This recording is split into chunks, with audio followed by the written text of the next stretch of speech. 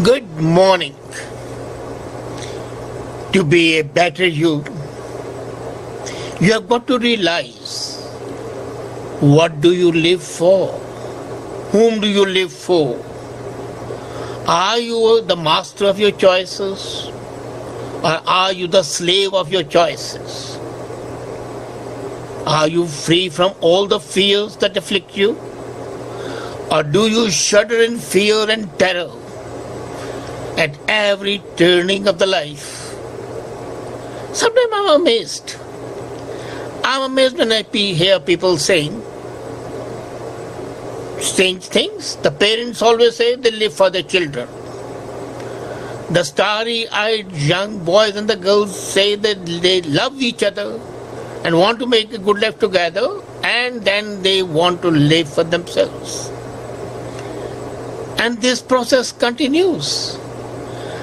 I'm yet to see any other species that is more concerned with living for others rather than for living for themselves.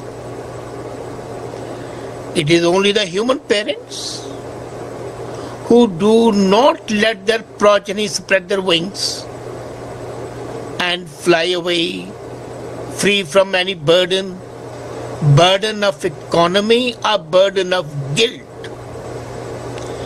And I see that many people face disbelief, bitterness when their relationship crumbles. This is what I would call a zombie zone. They become zombies. If not the real zombies, intellectually, psychologically, and mentally they are zombies. And they are zombies either tired of fulfilling their responsibilities, be the responsibilities be to their parents, spouses, kids, or to the extended family. Everybody is living for someone else. Everyone feels greater than themselves, and to be said that they are selfless. This is the worst thing that can happen to a person. Fine, be selfless. But what about yourself? Why do you want to become irrelevant when you desire to serve others? Why are you here? You have come to this planet to make a journey. And journey does not mean looking only after others, but also this is a journey of your choice. Now this is the crucial matter. If you are a real human being, you are not a servant of your choices, you are not a slave of your choices, but you are the master of your choices. And if you can do size, the main problem is mental clutter. Until you clear the mental clutter, you cannot downsize your way of thinking to be more practical. And that is important. You can be a lot happier if you do not overkill yourself with agenda and targets and benchmarks that have no relevance to the real life. I understand that as a human being, there are ties which bind you to your parents, to your family, to your kids, to your friends, to your associates. But the ties, when they become suffocating nooses round your neck, then they are not ties, they are hangman nooses. Now, if you want to be master of your destiny, you have got to be master of your choice. You cannot be a slave to your choice and then hope to be master of your destiny. It is the time for you to ensure that it is you who matter. And when it is you who matter, then your relationship would matter more. If you do not matter to yourself, how would you be able to matter to your partner, to your kids, to your parents? There is no conflict at all in mattering to yourself and mattering to the people with whom you are in relationship. As a matter of fact, The smile that you put up for others is the same smile which makes your life happier. And when you say to the others, it is my life, if I can make you happier, it will make me happier. The reverse can also be true. If I can make myself happier, I'll make you happier. Now imagine, you are a husband and you are unhappy. Do you think your wife would be happy? Are your kids would be happy? Are your parents would be happy? No. So first you have got to make yourself in a position where you can do something for others. Even in the aircraft, when you're traveling, they say that in case of an emergency, first put the oxygen mask around your mouth rather than putting around the faces of your kids. A person who cannot make a proper choice is absolutely unable to deliver happiness or fulfill the desires of the others. You see, what happens is you are lost all the time. You are lost in the uncanny world of make-believe. You think earning money is going to make you happy, and you realize at one time of life it does not. You think having a great life is happy, and then you realize it does not. All the values, all the things that you consider valuable at one time, slowly but surely lose their sheen. And that is because you did not make an appropriate choice at the proper time. There's a time for every choice. There's a time for you to make a choice when you're getting married, to say, okay, parents, I'll look after you, but let me make my own life. As a parent, you can say to the child, well, we'll always love you, but child, go and we make your own life. Now these two choices will make two couples happy, the parents and the children. Now imagine the other situation, where here are the four people happy with one choice, but if they live together, bicker, cause each other pain, then you are making not four people unhappy, but four scared unhappy, because they would be unhappy in their other circles as well. So first thing is you have got to make a choice right. You have to ask yourself, is it acceptable? Is this choice going to be of any real use to me? Is this choice in consonance with my aims and wishes? The choice I'm going to make, how it's going to affect me? That is first, then how it's going to affect others.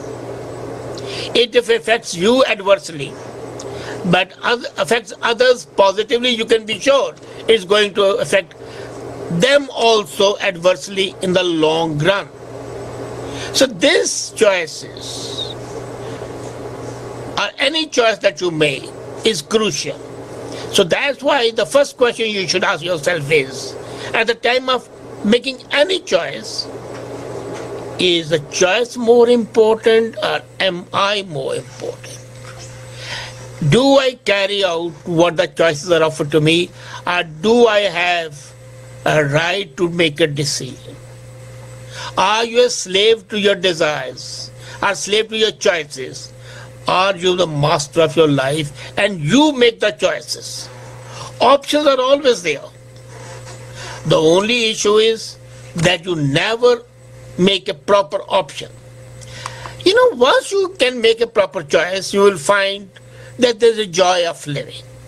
There's a lightness of life, and you are the master of your choice. But then how do you make proper choices? If you want to make proper choices, the first thing you've got to do is get a freedom from your fears. Our 99% choices are wrong because we are afraid. The parents are afraid that the children are incompetent, immature, and they cannot take proper decisions. The children are afraid that the parents are old, moldy, incapable of thought, and they cannot make a choice. The kids think their parents to be idiots, and the parents consider their kids to be mental dwarfs. So, there's a subconsciousness, and whenever a situation arises, there are fears. There's a fear of loss of life. There's a fear of loss of property. There's a fear of loss of prestige. The greatest fear is the fear of death, because of physical relationship and material possessions all are lost when you die. But tell me, does it matter when you die whether you have material possessions or not? Or you have personal possessions or not? You see, the increasing uncertainty in life makes life very uncomfortable. Today, everybody feels vulnerable. And we know anything can happen to anybody at any time. And as we progress economically, our sense of insecurity does not decrease. Now, this is a conundrum. As you progress, as you become richer, as you become more affluent, your sense of insecurity keeps on increasing. As a matter of fact, it should decrease. It does not. As the life goes on, you become more vulnerable. You're always afraid what might happen. And this increasing tendency to growing mechanization of your life has created conditions where your fear grows more and more. So how to do that? First, you require an attitudinal change. You have to change your mindsets. You have to change your way of thinking. You have to change your perceptions. You have got to change the way you look at things. You need to drill in your life every time that one loses only by giving into fear. If you stand up to fear, you will not lose. It's like real life. A bully comes to you and you stand up to bully. In 9 out of 10 cases, the bully will walk away because bullies bully you as long as you accept their bullying. The same is about fear. The fear makes you feel afraid as long as you are willing to be afraid. The moment you stand up, fear just melts away. And then it makes you easier to make the choice. You see, fear, when you are having any sort of fear, it paralyzes your minds. It renders you incapable of doing anything which you can do otherwise if you are not afraid. So, the first thing is get rid of fear. Second is, don't be afraid of the hard times. We are afraid of adversity. What happens if I lose my job? What happens if there is X, V, Y, Z issue which comes up? What happens if I fall sick? All these are matters of life. Everything would pass away. If misfortune may come, it will go away. I'm really amazed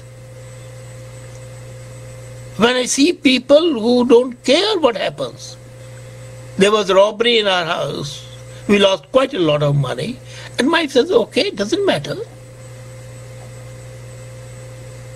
I have seen her as an epitome of strength in times when I falter. And I try to do the same when she's there. This connectivity makes you stand stronger. So you have got to stand stronger. And you have got to accept adversity, loss as a matter of normal occurrence, not something which is going to happen exceptionally for you. It's not bad. As it's all the test of life.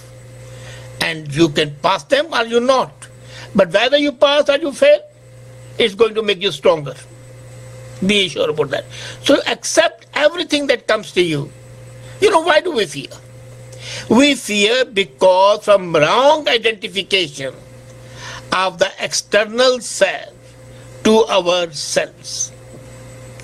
We assume and give them proportions gigantic, which are out of all proportions. Accept the realization of the basic truth that God created you, if you believe in God, in His own image. And if you don't believe in God like me, then you are the God. As I told you last time, the Stoics principle, think yourself to be equal to God, and then you are God. Or when you are the representative of the God, why should you fear? And if you don't fear, why should you be afraid of making hard choices? They are tied to each other. But if you can shed your fears and make hard choices, believe me, your life would be much better. I dare you do it. I double dare you shed your fears. I double dare you make choices that might appear to be silly, that might appear to be wrong, but they are a way to your mental, moral, intellectual salvation. Thank you.